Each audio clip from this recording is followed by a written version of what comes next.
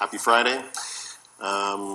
This is a slide that's not part of the slide deck. I've already announced this a couple times in the room, but a lot of you are not in the room. You're listening or watching along on the recorded version of this, and if you want to download that extra slide, it's on the course website. The reason that we're doing this is I realized as I was posting assignment 2 today that some of the problems in there need a little bit of extra stuff that you just don't have quite yet. It's going to come in another week, week and a half. It's not complicated stuff. It's just, there's only so many interesting problems you can do assuming a uniform distribution, and using combinatorics.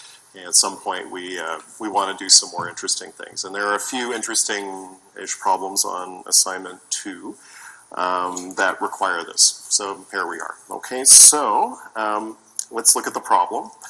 It should always be a problem. Okay, so we have this universe where a biased coin is tossed. It comes up heads with a probability 2/3. Tails would be 1/3. And if the outcome is heads, you roll one type of die. You roll a 4-sided die. And if it's tails, you roll a 6-sided die. Okay, so the question asks you, what's the probability of rolling a 1, 2, or 3? Now, the reason that we're bringing this up is that things are not uniform. All these outcomes are very different in character from each other. So I'm going to offer you a couple of shortcuts as a way of combining things. And they kind of feel a lot like the rule of product and the rule of sum. Okay, so this is a good way of thinking about it. And if your intuition leads you there, you have good intuition. Okay, so go with that. If not, here are the rules. Okay, so if it's an if-else or some sort of this case or this case or this case, a list of cases, you add the probabilities together. And if it's a sequence of things that happen one after the other, then you multiply the probabilities. Okay, so if it's a sequence, just like rule of product, you multiply. If it's cases, then you add. Some might model this problem using a decision tree, and you may have seen this as part of intro computer science classes. And indeed, we're going to draw these things. They're called probability trees, but they're essentially decision trees. And I like drawing them top down, but you can draw them however you would like, from side to side if you want. The first event that occurs is a coin toss, and in one direction, we'll just say we go this way is heads, and this way is tails. And the way that these branches work is that the probabilities get put on the branches such that the total is 1. Okay, so it has to equal 1. Okay, so 2/3 for the heads, 1/3 for the tails, that equals 1. And if it's a heads, then you end up rolling a D4. And if it's a tails, you rolled a D6. D4, of course, if you get a 1 to 3, that happens 3/4 of the time. 1/4 of the time it comes up not 1 to 3. Okay, and that's the outcome that we're after here. And over here, your chances are slightly less for 1 to 3. It's a half. Anyway, your goal here is to, count up all the ways you can reach 1 to 3. And there are 2 ways. You can go this way down the tree or this way down the tree. And you count up the arms by multiplication. So this is what I mean. You toss a coin and then you roll a die. The probabilities are different depending on which outcome you get. And that's perfectly fine. But you multiply each case together in a sequence. Okay, we'll see more examples of this, but you're going to need this for your second assignment. And you're going to need it in advance of the lecture that I teach this on. Okay, so this is a little bit of a crash course. Let's write out the probability and just see what this looks like. So the probability of rolling a 1, 2, or 3, that's E, is 2 cases. You get the probability of heads times the probability of 1 to 3 on a D4. And then it's another case if you go down the tails route, so plus the probability of tails times the probability of 1 to 3 on a D6. Okay, so that's a algebraic way of writing down what the tree is doing. You're basically going from the root down to the leaves of the outcomes that you want. anyway, so anyway, the rest of it is just doing some arithmetic. So this is 2/3 times 3/4 plus 1/3 times 1/2. And 2/3 times 3/4, almost all that cancels out and ends up giving us a half. This one ends up giving us a sixth, and a half plus a sixth is 2/3.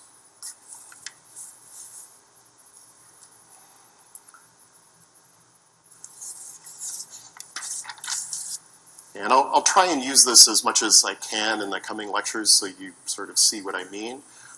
But there are a couple problems where you just need this because, not every outcome is going to be equally likely. Okay, are there any questions about this example or this technique before I leave the crash course slide? Just stretching over there, okay. Yeah? All right. Hopefully that captures what your intuition tells you anyway. All right, let's get back to our regularly scheduled packet 2. Okay, so we did most of slides 1 through 10-ish, except slide 10. And it's just a note about subsets versus permutations. You will often have 2 different ways of counting things, and it's a matter of, in a lot of cases, using combinatorics to divide the numerator by the denominator. You can do it in an unordered ways and an ordered way sometimes. Okay, the lottery question 7 on your current assignment, is one such thing.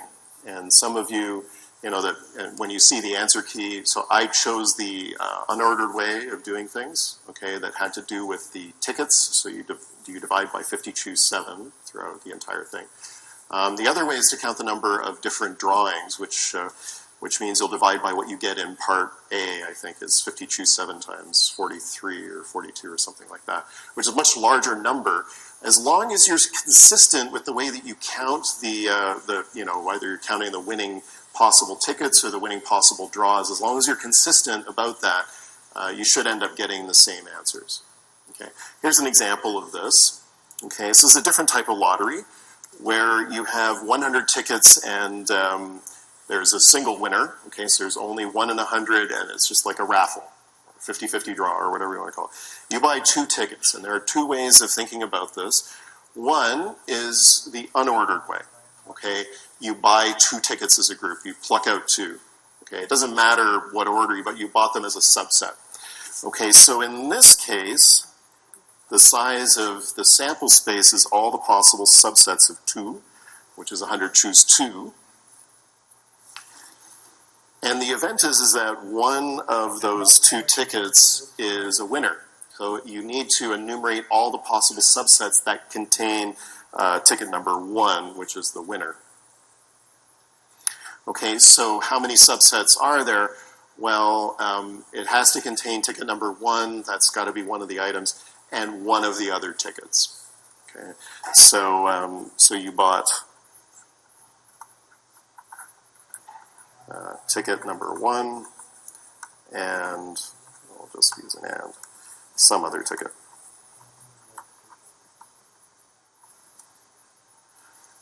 Okay, so the number of ways of buying that other ticket is the interesting bit. That's the one that gets us all the juice. Okay, and that's 99, choose 1. Okay, marry these 2 things together, and the probability is 99, choose 1, which is 99, divided by 100, choose 2. That number is small enough that we should grind it down. Okay, so that's 100 times 99 over 2. Another reason I'm doing that is because, the 99s conveniently cancel each other out. We end up with 2 over 100, which is 1 over 50. And that sort of aligns with our intuition, right? If we take 2 shots out of 100, it's basically, that's our chance of winning, right? It's 2 out of 100. Okay, so that passes some sort of sanity check. Anyway, that's not what we're here about. We're here about order versus unordered. Okay, so this is the unordered solution. We could have also bought a sequence of tickets. Okay, so to think of how that might have occurred, you might think of, you bought 1 ticket and then you said, maybe I should buy a second ticket.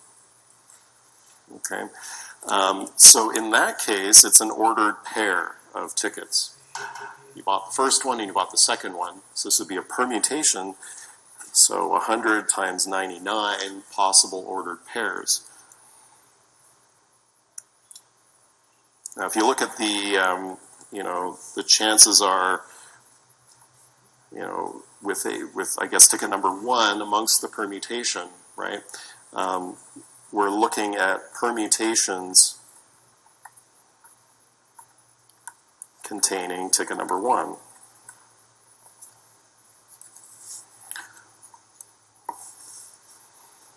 And one way would be to say, okay, well, we lay out the blanks, right? And there's 2 places for ticket number 1 to go, and then after that we have 99 possible choices. Okay, so that's a good way to do it. Another way is to just enumerate the cases, right? You put ticket number 1 in the first blank, there are 99 choices for the rest. Or you put ticket number 1 in the second blank, and there are 99 choices for the rest. Either way, you get 2 times 99.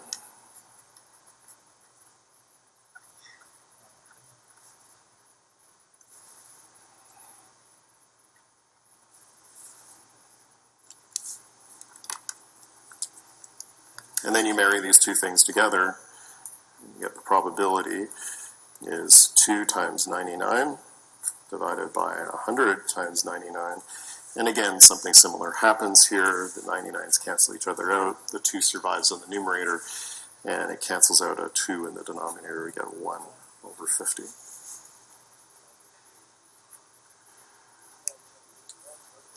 Okay, there's nothing wrong with doing it either way. You end up with the same result.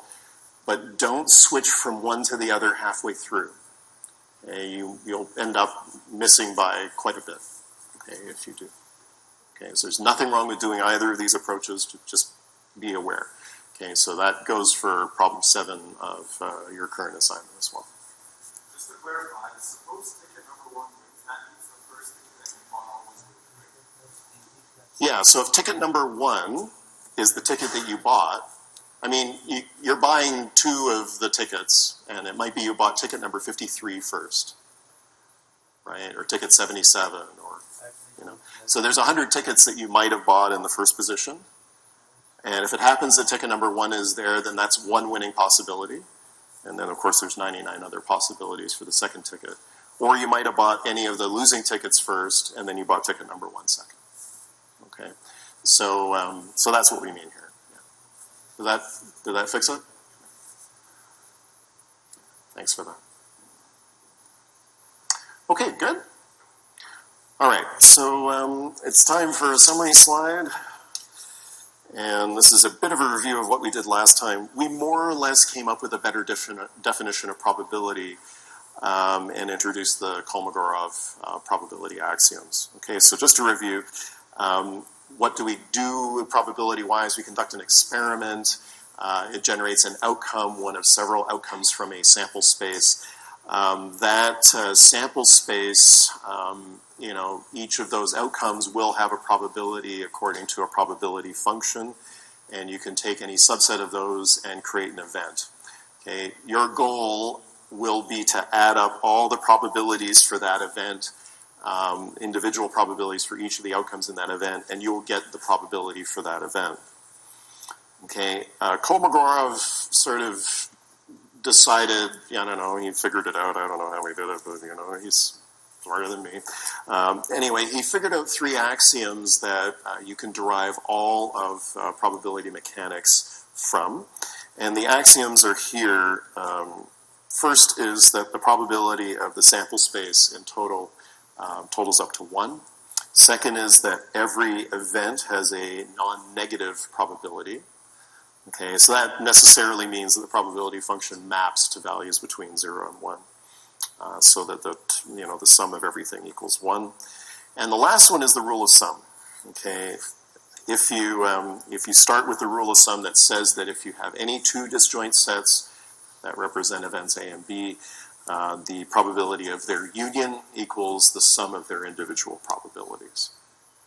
Okay, from that we are actually going to derive all the other probability rules. Okay? And the plan is to do them today. Last, there is a special case which we keep on using over and over because it's really convenient for us to use combinatorics on it, where the probability function is constant. If that's the case, you end up getting a uniform distribution. Okay, so let's get to it. The probability axioms, these three things are going to derive all of the rest. We are going to use some set theory, and we're going to use a couple of themed examples along the way. One of the examples we did last time, okay, so that example we'll see in a couple of slides, is where the lottery has 10 winning tickets out of 1,000, and you buy 3 tickets. Okay, so we did that. We said, what's the probability of winning at least one on one ticket for the draw, and it ended up being a little bit less than 3% when we added up the 3 cases. Okay, this is another example. Okay, so, and it has to do with intersections. So, given 2 events A and B, what's the probability of A intersect B? It's the probability that both A and B simultaneously occur. Okay, it seems to make sense. I mean, that's where the events overlap. And suppose we just use an example that has to do with fair dice. A and B are going to be sub-events, okay, that will sort of get the overall event. Okay, so what's the overall event? That you get a 6 on both dice, boxcars. Okay, both 6s. Okay, so the 2 sub-events would be, we get a 6 on the first die, or a 6 on the second die for B, and we can list out all the cases as ordered pairs, and we take them as ordered pairs. We can sort of see the overlap here. I can get out the big thick boy here and see there is exactly one case that overlaps, and that sort of captures our intuition. And by the way, just following the example that we did at the beginning of class, that extra slide, you can also use that multiplicative thing for this, okay? Because you can say, okay, the first stage is we roll the first die, and what's the probability it comes up with a 6? And if it's 1 and 6, we continue, and and then we roll the second die, and if it comes up with 6, 1 and 6, it ends up giving us 1 and 36. Okay, and so that multiplicative rule works as well here. Anyway, we want to work up a rule that works well with set theory. Okay, so if A is this shaded region, I love this yellow and blue because yellow and blue make green, and it's really cool. Okay, so its overlap is in the green area, and the sizes of each of these individual things, right? I mean, the size of A is 6, the size of B is 6. The size of their overlap is 1, so we would sort of total the 5 plus the 1 there, the 5 plus the 1 on the right. And of course, in the outside mode is everything else. Okay, so there are 11 cases total in A or B, 25 on the outside region.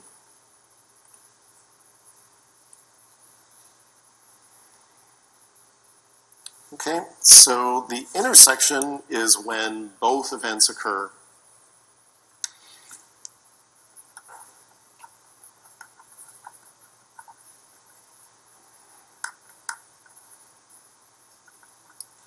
And in terms of these sets that I've defined, it is a set with one ordered pair in it, and it has one outcome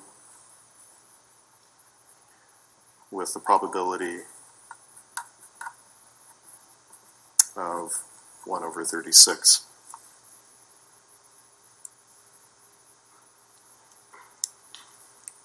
As I mentioned, that multiplicative rule applies here, and some might call that independence. Okay, and we're going to use the word independence a little bit later in the course as well. Again, I can't introduce everything to you in one lecture. Okay, so this is a nice shortcut method. Okay, nice shortcut method. One thing, then another thing. Okay, another special case is when A and B both can't happen at the same time. That's not the case here. They overlap, but sometimes they both can't happen.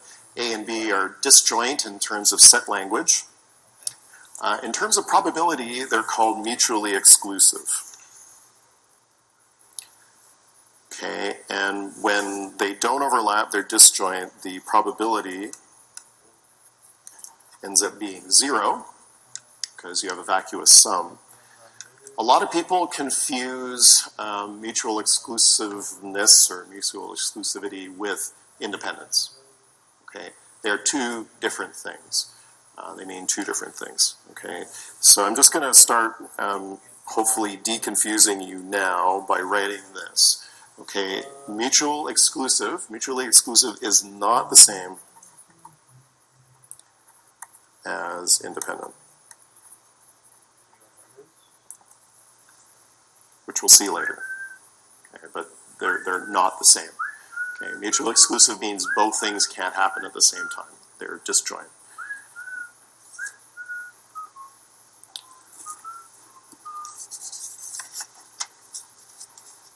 Okay, good.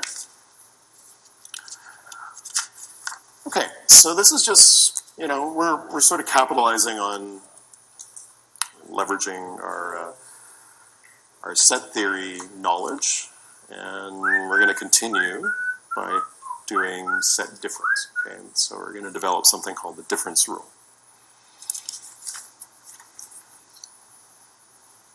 Okay, so given two events A and B, what's the probability of B minus A? B minus A pictorially is just that blue region from before. Okay, so I'm just going to shade that now. And I'll put the set sizes back in there for each of the regions, because we had the same example from the previous page. Okay, so suppose two fair dice are rolled. What's the probability to get a 6 on the second die? That would be B. Sorry, I almost said the first die. But that's not what B minus A is. It gets on the second die, but not the first. Okay, so this is the probability that, one event happens but not the other one, right? B minus A. Okay, so if we follow what was on the previous go-around, let me just put that back up here for a sec. Okay, so it's got these sets. Okay, so if we subtract off the overlap, we're subtracting off the thing that's in red. And just to be as explicit as the previous one, B minus A has 5 elements. Okay, whatever hasn't been circled there, I'll write them out longhand. Okay, so anything that ends in a 6, 4, 6, 5, 6, but doesn't begin with a 6.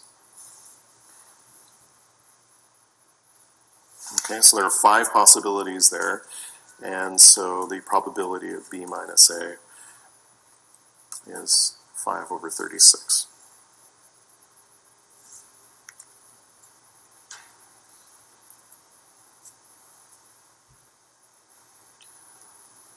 Okay, so we have our intuition about this, and it's mostly intuition captured from either the picture or from set theory, which, we look at the picture for a lot of set theory.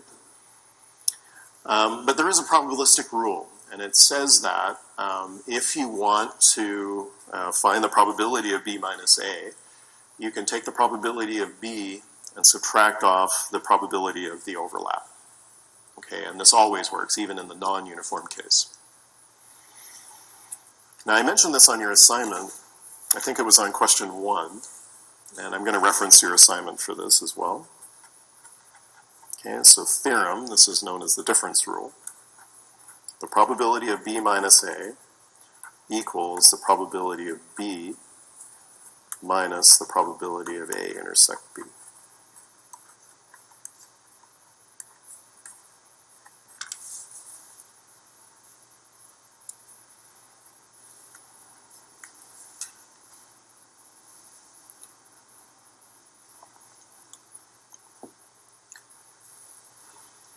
Now, the reason I mentioned the difference rule to you on your assignment is that the proof of this thing drops out from what you did or what you will do if you're still working on your assignment. On question 1, I think it was, you had to do some proof that said that B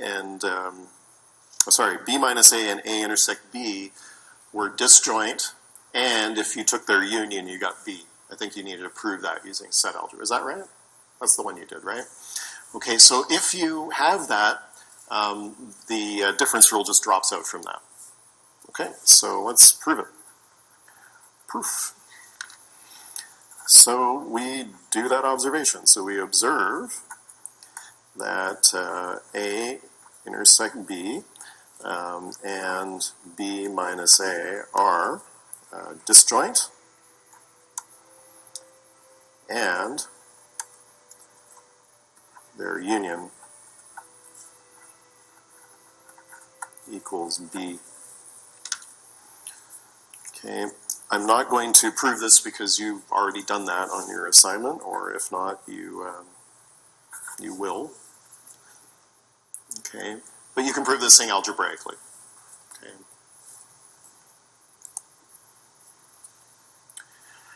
Now, the nice thing about being disjoint and their union equaling B is that you can invoke the third axiom, right?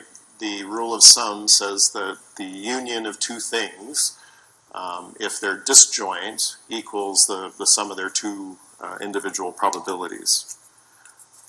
Okay, so by the third axiom,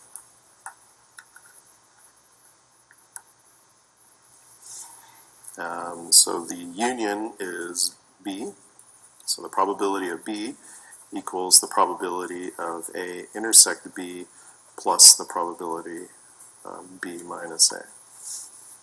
I'll give you a moment to catch up.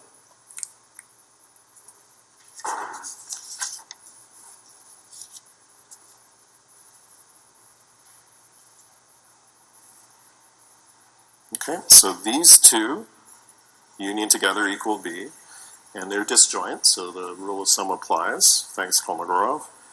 And this thing is just this written a different way.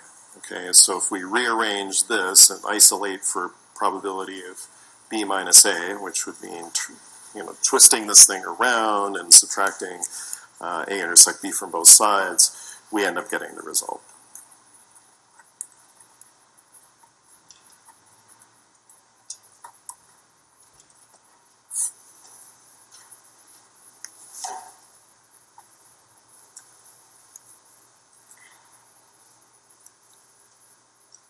Cool.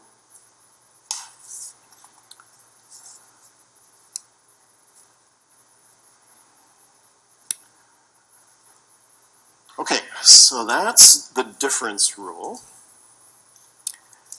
And we have an extension to that, which will also seem familiar. That's on the next slide. Okay, it has to do with union. Okay, any questions about this before we go on?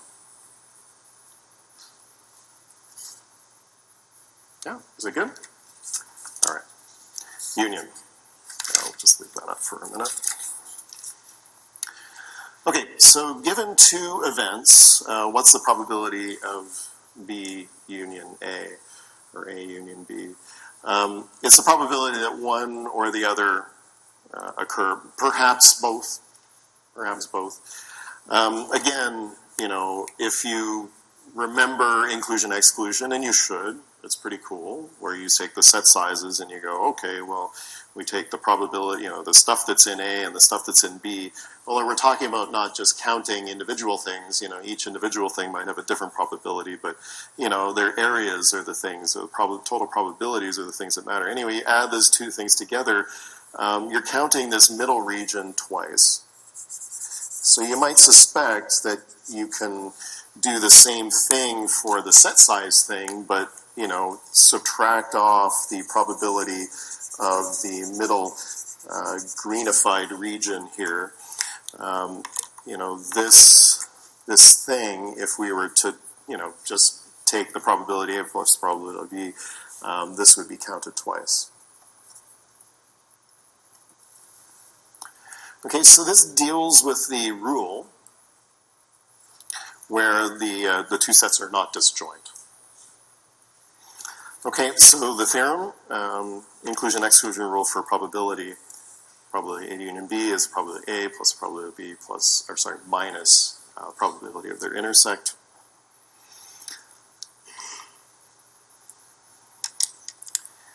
And there are a couple different ways of proving this. Okay, we could do exactly the same sort of proof that we did when we did set theory for this. Okay, so I think when we did set theory, we initially proved the rule of sum, or difference rule, and then we applied it like twice to the, anyway, we could do that, but I don't want to, because I want to show you a different style of proof, and the more different styles of proof I show you, the better, because, you know, you will have more opportunities or you know, weapons, tools, whatever, to take on other proofs that you might see on assignments and tests. Okay, so this one's going to involve summation. Okay, it's going to involve summation. But it, at the core, we'll do the same step that we would do if we were to use the difference rule twice, and that is that if we take apart A union B into its constituent colored groups here, you know, this group over here would be A minus B. This group over here would be B minus A. So this is the union of three things: A minus B, A intersect B, and B minus A.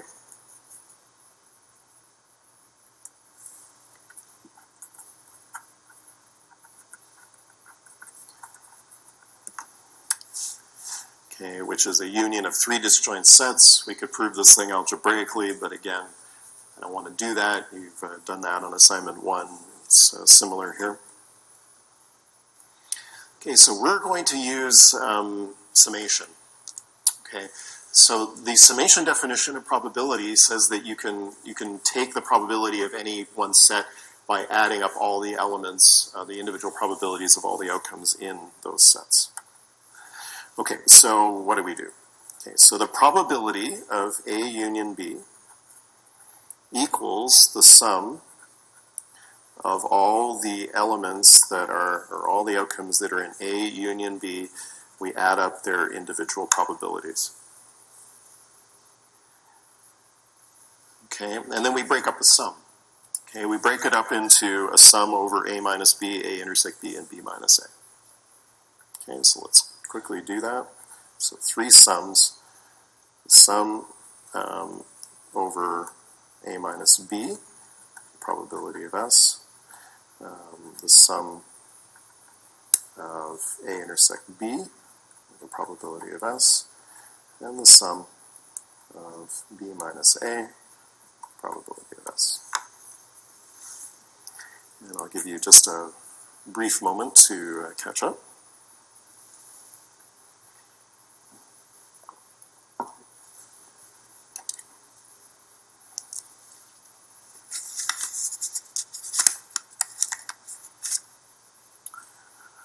Okay, so I'm just going to put brackets around this briefly.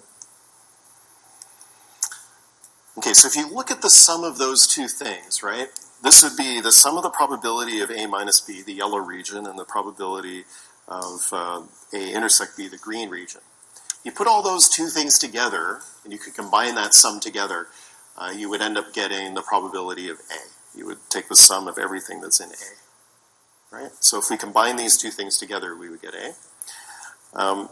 Also, if we were to take these last two terms, so a different bracketing, the blue brackets this time, over A intersect B, the green bit, and B minus A, the blue bit, those two things taken together will get you B. Okay, well, we only have one of these things in the middle, and the only way to share it with this is just to add an extra one in there. Okay, so this is where the big writing comes in, but you can handle it. Okay, so this is probability of S plus, okay, so that's the first two terms. That would be the two brackets in red. And I'll rewrite the ones for the blue now. Okay, the sum of S and A intersect B.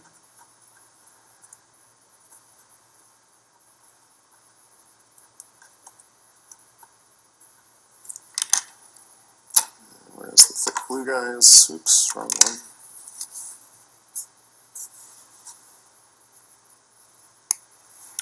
Okay, so we basically duplicated the term that's in the middle because both of it was needed for each of the brackets, but now we've got two of those. So we have to subtract off one just to restore balance. And again, I will pause for a couple seconds to let you get that down.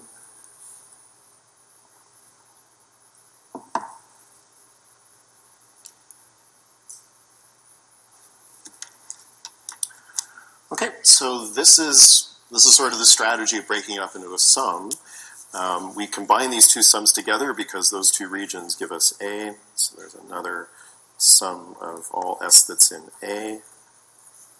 Okay, and I'll just put the red one around there just so that you know that that's what it's becoming, and the blue one will turn into this one. These two regions become B. Okay, so that's the blue one. And then we have this one here, which is A intersect B. That doesn't change. Okay, so that's just the probability of everything in A.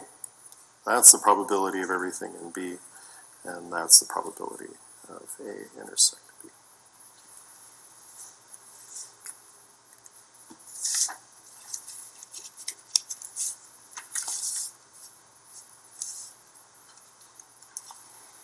Okay, so you're going to see proofs that break things up into sums, and I just want you to see one. We didn't have to do this way. We could have used the difference rule twice, and maybe that would have been cleaner, but, you know, this still works. Okay, so let's continue. Okay, so once we have this theorem, the probability of, A union B is equal to this. This term is negative, okay, because everything in here, well, I mean, it's not positive, right? It could be zero. If there's no overlap, it could be zero. So you can rewrite this as an inequality. You can say A union B, the probability of A union B, is bounded above by the probability of A plus the probability of B. Okay, because this term is negative or at best zero. Okay, so you can do that approximation, and that actually generalizes. Okay, so if you have multiple sets, you can take their union and just approximate it, upper bound it by the sum of their probabilities. This is known as a union bound, okay, or Boole's inequality for the two set case.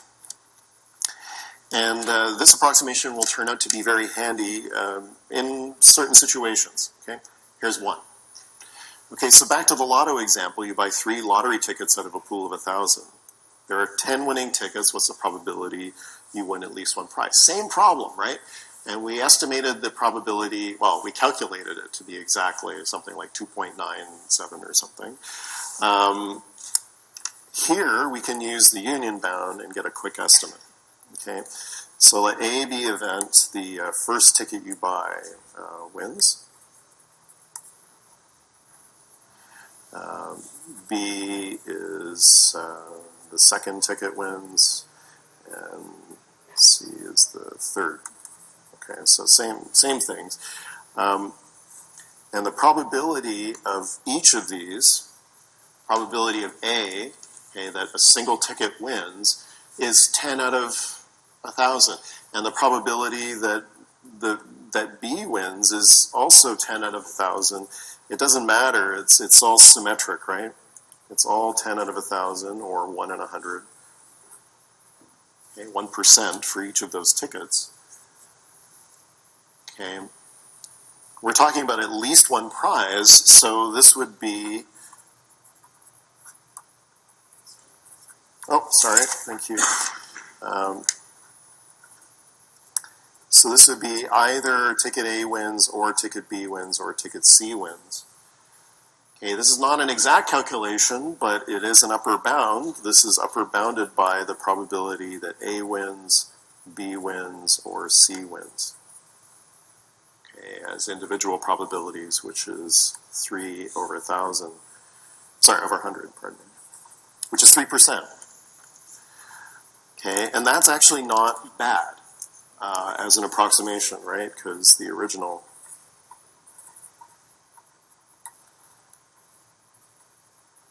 was 2.973%.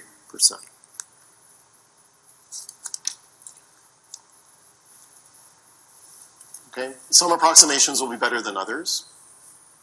Okay, but this one actually ends up being pretty good.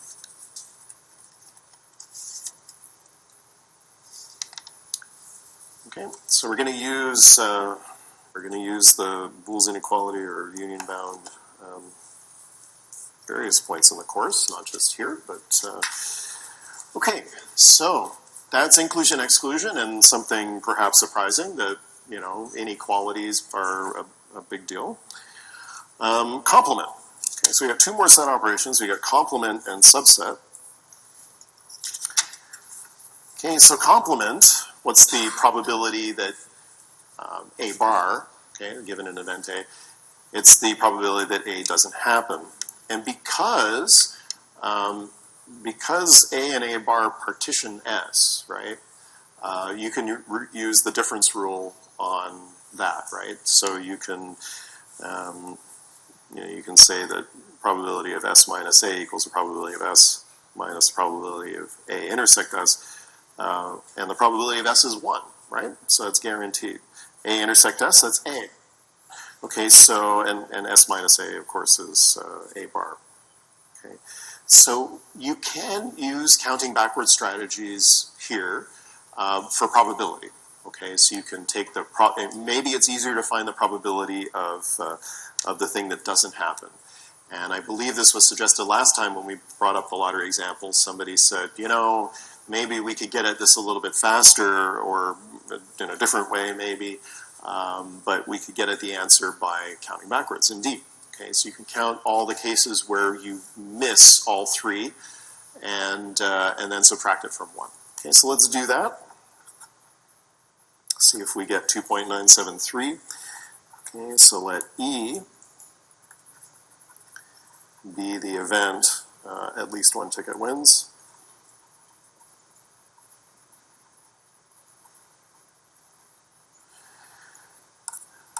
And we compute, we compute the probability of E bar and apply the complement rule.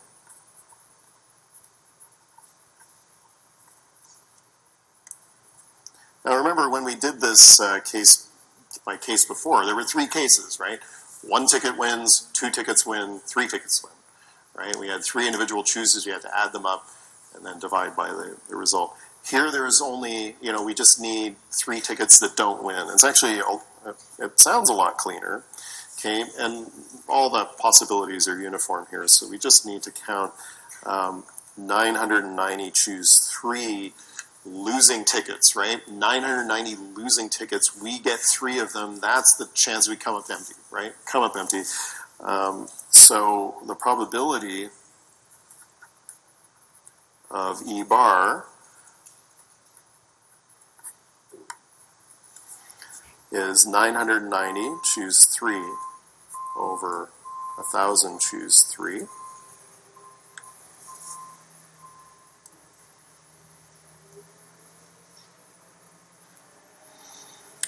And I always like expanding these things. The things that survive, right, the stuff that survives here, the 3 factorials, they cancel each other out. You're left with 3 terms on the top and 3 terms on the bottom. 990 times 989 times 988. And 3 terms on the bottom. 1,000 times 999 times 998. And as usual, I suggest, if you want to keep the numbers manageable, you don't want to get overflow on your calculator or your Python program, keep the numbers close to 1 by multiplying by fractions that are close to 1. Okay, so you can, take 990 divided by 1,000 times 989 divided by 999. Okay, so just walk them one at a time out. Anyway, you end up getting 0.97027, and you subtract that from 1 using the complement rule. Okay, so the probability of E is 1 minus the probability of E bar. Okay, and this ends up being 0.0297. Okay, so that agrees with what we've seen before. And maybe this is a better way to do the problem than my cases, but I don't know. This seems all right.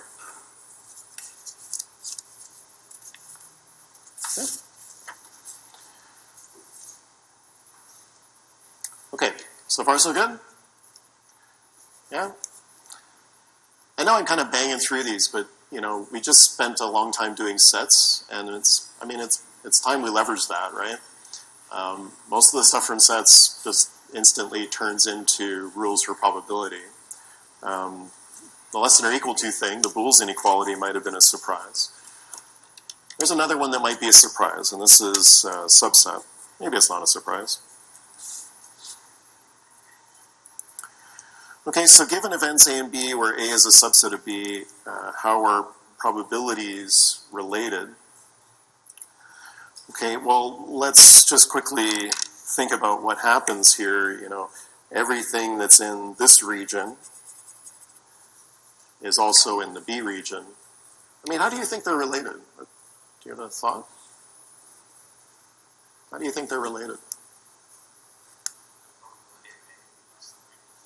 Good, yeah. The probability that A is less than or equal to the probability of Y. Why? Why do you think that?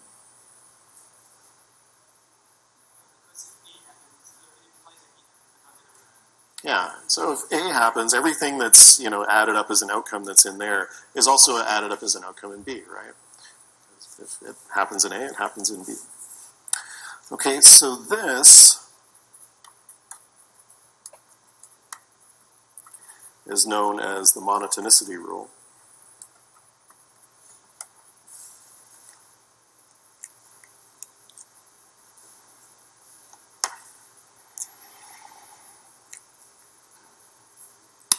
And I could prove it, but I can save it for Monday as well without harming us too much. I actually want to ask you one other question, and then we can call it a week, okay? What about proper subset? Okay, so remember, proper subset has an element that separates the two of them, okay? So I'm just going to ask this in red up above here, okay? So if A happens to be a proper subset of B, then which is like strict, subset, right? Equality cannot happen there. Then is the probability of A strictly less than the probability of B?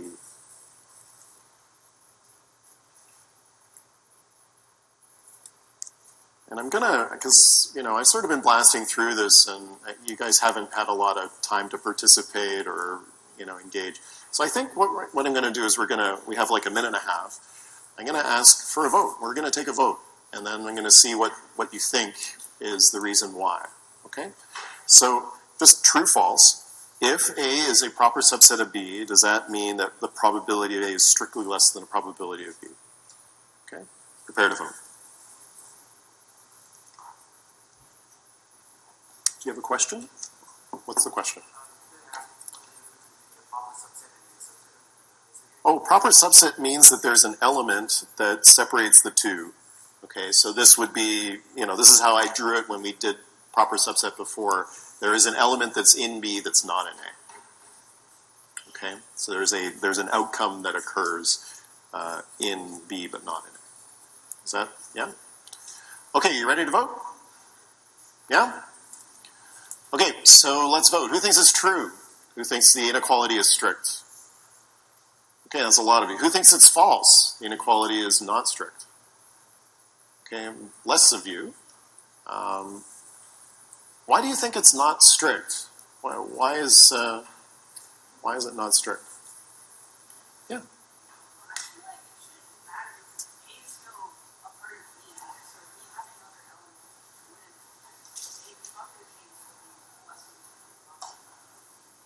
Okay, that's